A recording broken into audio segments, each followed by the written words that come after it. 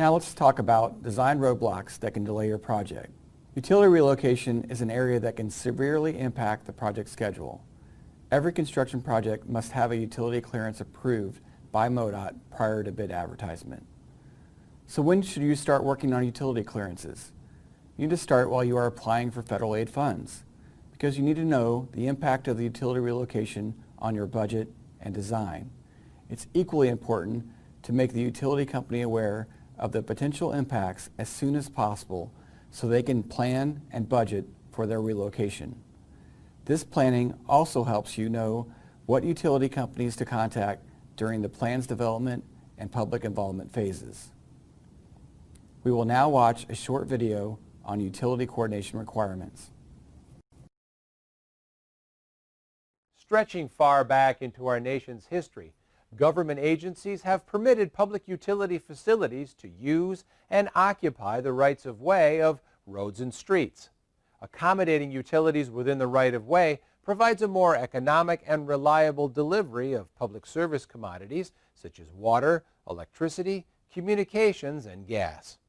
This relationship between utilities and public rights-of-way benefits the general welfare, safety, and health of our citizens. Today, as you prepare for the construction phase of a federal aid highway project, there is a good chance impacts to utilities will occur. If you are not prepared for these situations, utility delays can cost the project more money and have a negative impact on the schedule. In order to avoid this problem, state departments of transportation and local public agencies, or LPAs, are required to coordinate their projects with utility owners. We are going to discuss how such coordination can help avoid unnecessary delays or project costs, and what you will need to provide to certify that the appropriate coordination has taken place. All federal aid projects require the submittal of a utility certification to confirm the appropriate and adequate coordination has taken place prior to construction. As you are developing your federal aid highway project, here are some valuable strategies that should help you avoid problems and meet the challenges of coordinating with utilities. Identify any potential utility facilities within or near the limits of your project, and determine if construction activities will affect any of them. Communicate with each of the appropriate utility owners or operators to determine the location of the utility and potential conflicts during construction. Coordinate with the utility to determine if there are any special requirements during construction.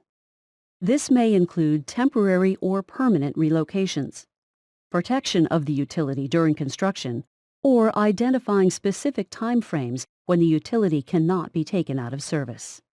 If relocations are required, coordinate with all utilities to determine relocation schedules.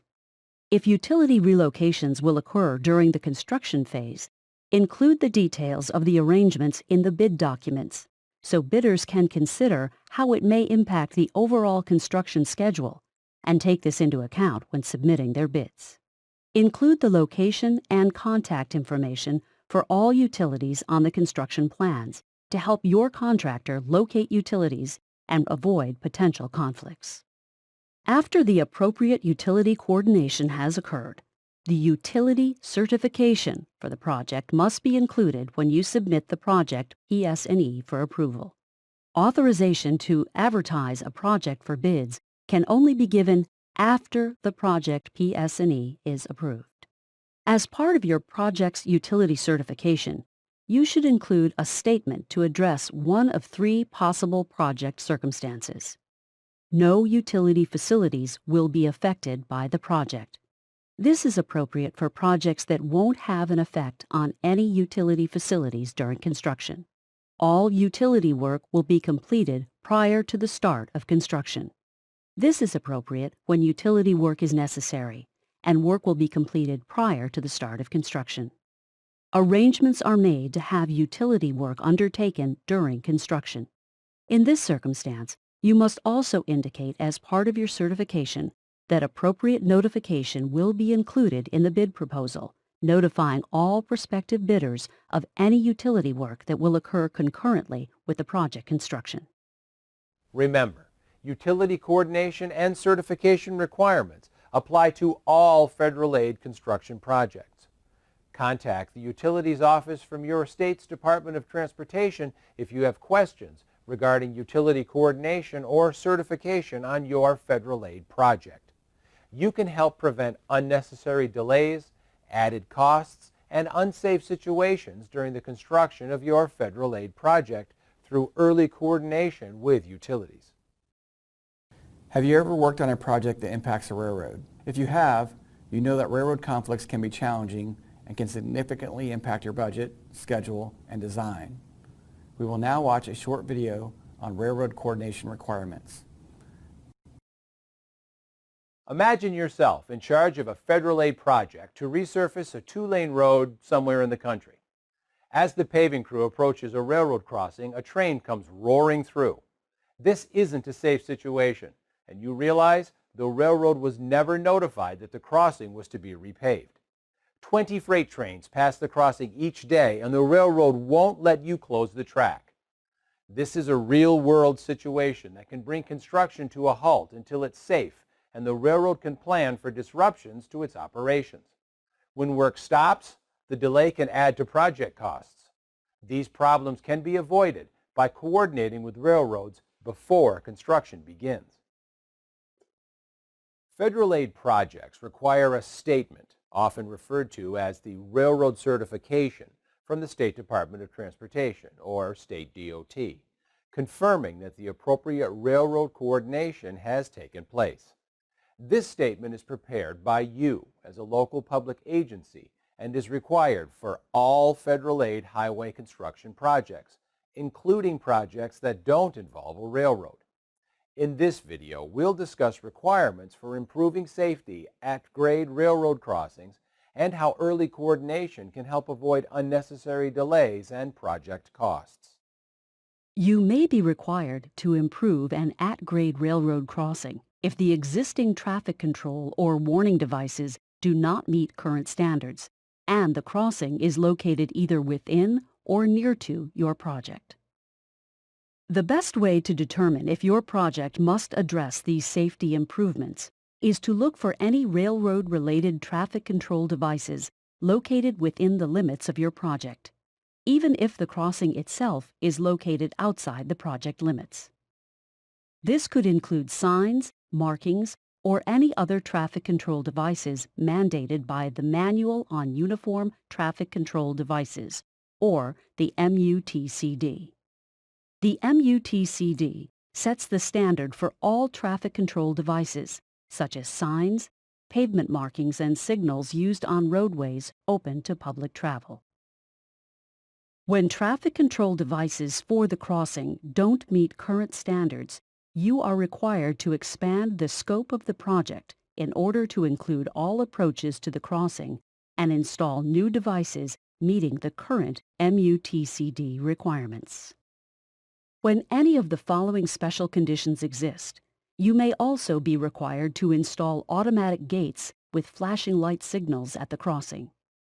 These conditions include when multiple tracks either approach or are a part of the railroad crossing, when there are high volumes of auto or train traffic, when there are high volumes of either trucks carrying hazardous materials or school buses, when high-speed trains are combined with limited sight distances, when high-speed trains are combined with considerable highway or rail traffic, when unusually restricted sight distance exists for the crossing, if frequent crashes have occurred, or when a diagnostic team has recommended an improvement. In isolated cases, a diagnostic team of knowledgeable representatives with an interest in the crossing may determine gates with flashing light signals are not appropriate.